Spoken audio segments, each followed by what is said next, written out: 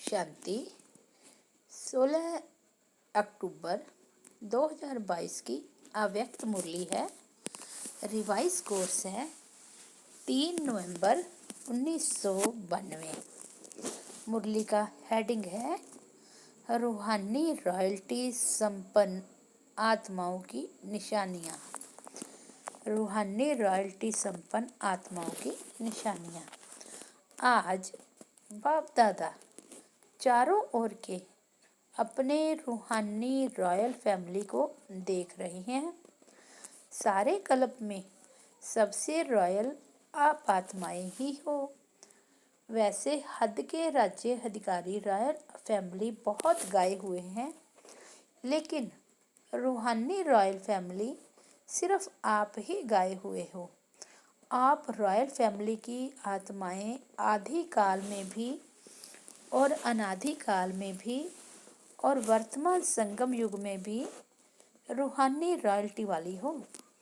अनादि काल sweet home में भी आप विशेष आत्माओं की रूहानियत की झलक चमक सर्व आत्माओं से श्रेष्ठ है।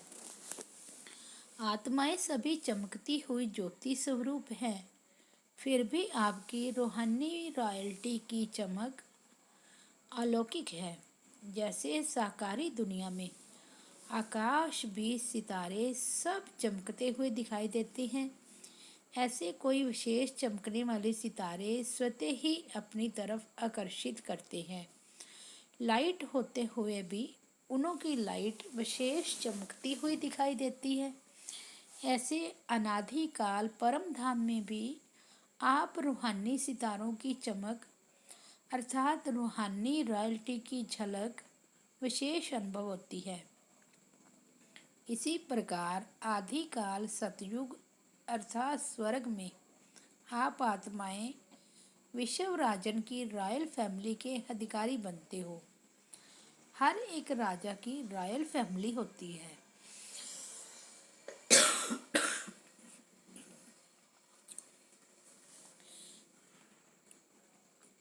लेकिन आप आत्माओं की रॉयल फैमिली की रॉयल्टी व देव आत्माओं की रॉयल्टी सारे कल्प में और किसी रॉयल फैमिली की हो नहीं सकती। इतनी श्रेष्ठ रॉयल्टी चैतन्य स्वरूप में प्राप्त की है, जो आपके जड़ चित्रों की भी कितनी रॉयल्टी से पूजा होती है।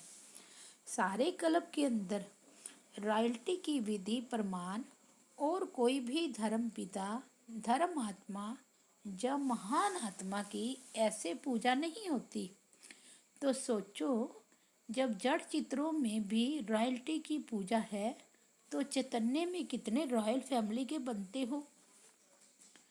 तो इतने रॉयल हो व बन रहे हो। अभी संगम पर भी रूहानी रॉयल्टी अर्थात फरिश्ता स्वरूप बनते हो। रूहानी बाप की रूहानी रॉयल फैमिली बनते हो, तो अनादि काल आदि काल और संगम युगी काल तीनों काल में नंबर 1 रॉयल बनते हो। यह नशा रहता है।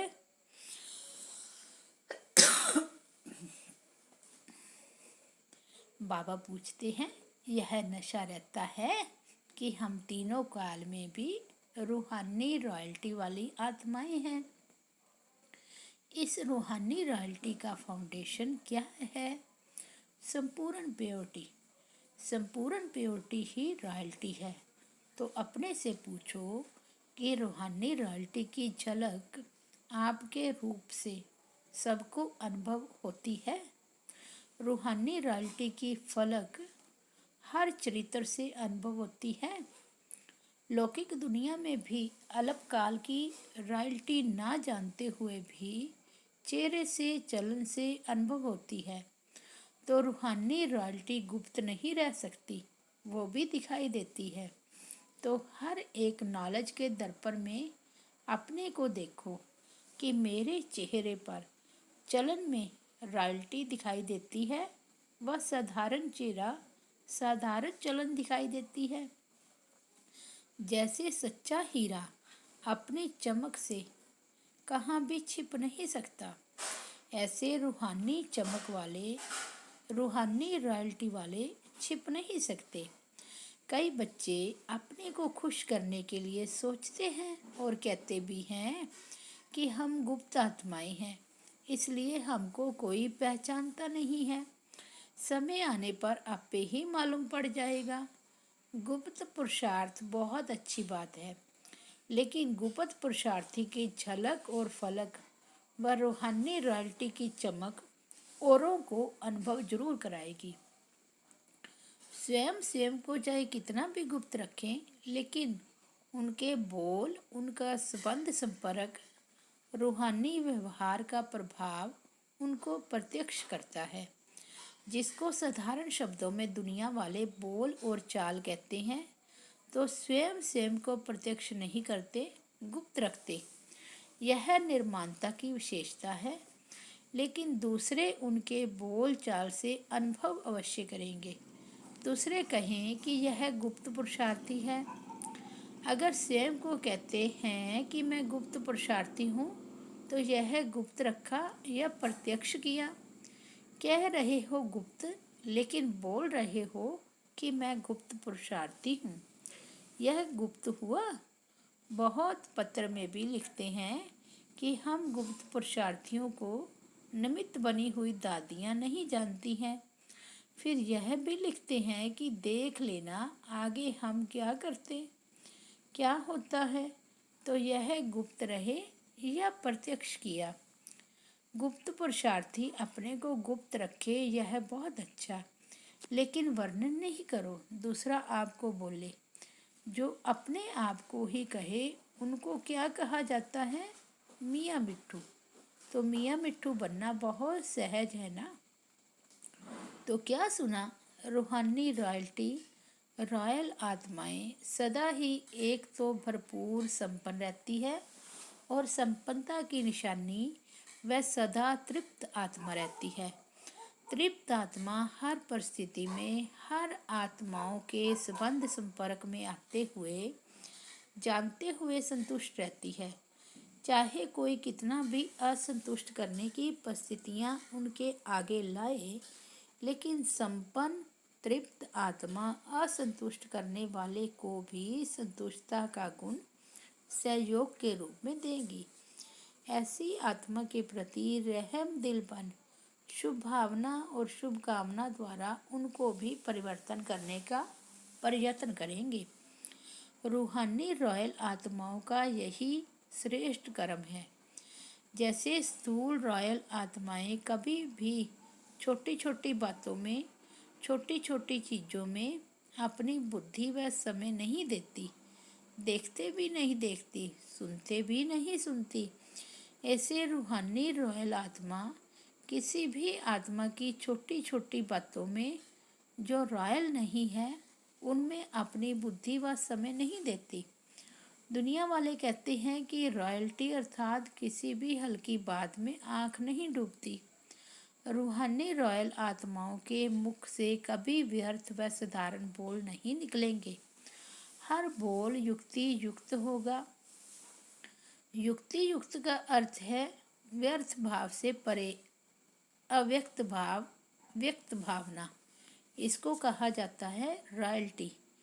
इस समय की रॉयल्टी भविष्य की रॉयल फैमिली में आने के अधिकारी बनाती है। तो चेक करो, वृत्ति रॉयल है। वृत्ति रॉयल अर्थात सदा शुभ भावना, शुभ कामना की वृत्ति से हर एक आत्मा से व्यवहार में आए।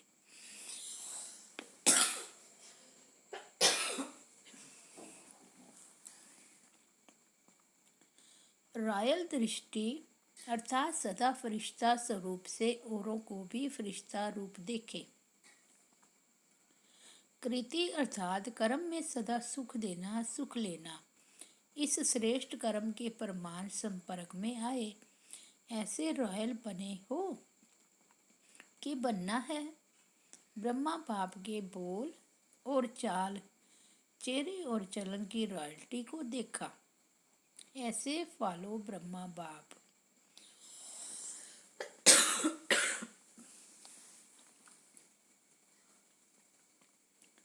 साकार को फॉलो करना तो सहज है ना। ब्रह्मा को फॉलो किया तो शिव बाप को फॉलो हो ही जाएगा। एक को तो फॉलो कर सकते हो ना। बाप समान बनने के पॉइंट्स तो रोज सुनते हो। सुनना अर्थात फॉलो करना। कॉपी करना तो सहज होता है ना, कॉपी करना भी नहीं आता। बाप दादा आज मुस्कुरा रहे थे कि मधुबन में आते हैं तो विशेष गुरुवार के दिन क्या करते हैं। एक तो भोग लगाते हैं और क्या करते हैं जो सिर्फ मधुबन में ही करते हैं, जीते जी मरने का भोग। आप सबने जीते जी मरने का भोग लगा लिया है। बाप दादा मुस्कुरा रहे थे कि जीते जी मरना कहकर मनाना तो सहज है। स्टेज पर बैठ गए, तिलक लगा लिया, मर गए। लेकिन जीते जी मरना अर्थात पुराने संस्कारों से मरना।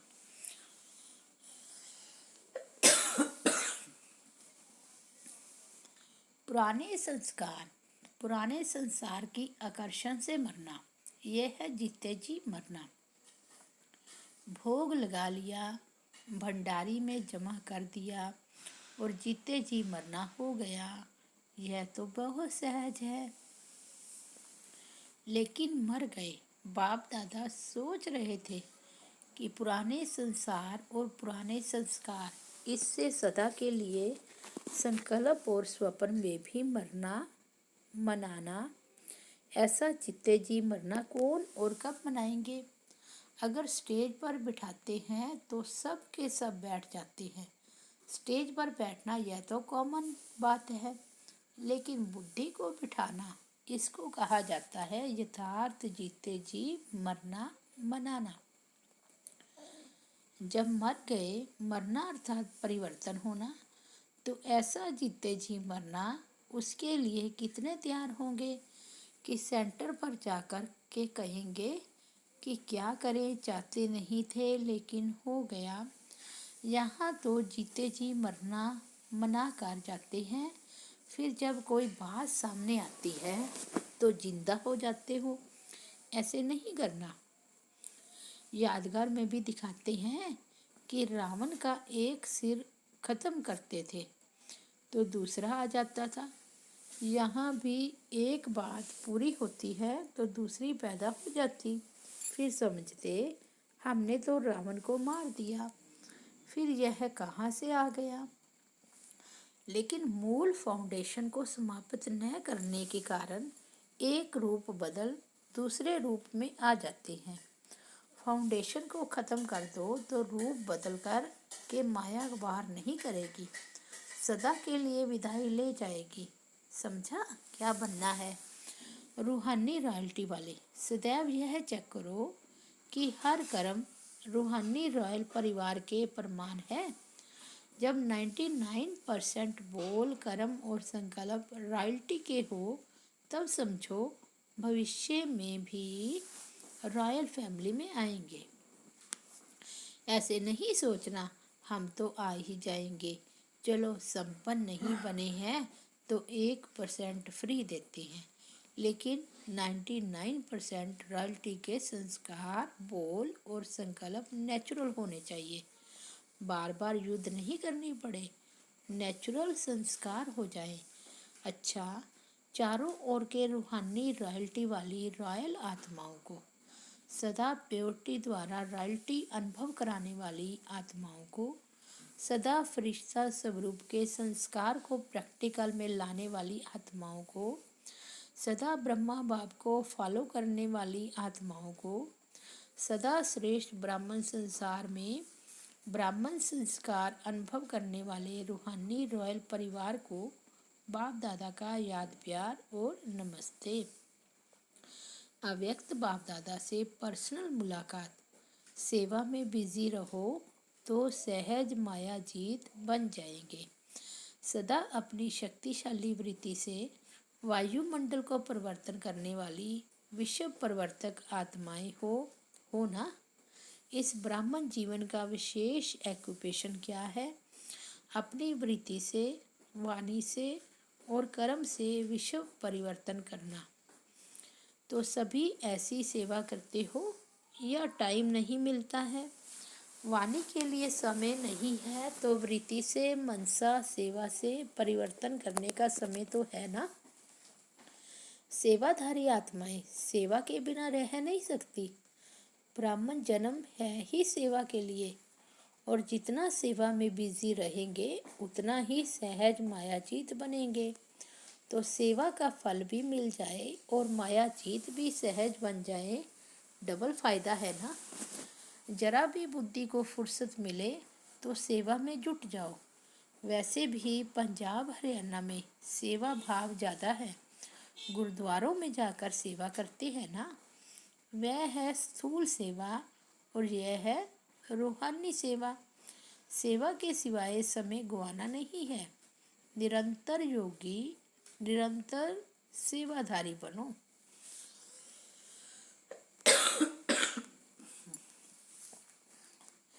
चाहे संकल्प से करो, चाहे वाणी से, चाहे कर्म से, अपने संपर्क से भी सेवा कर सकते हो।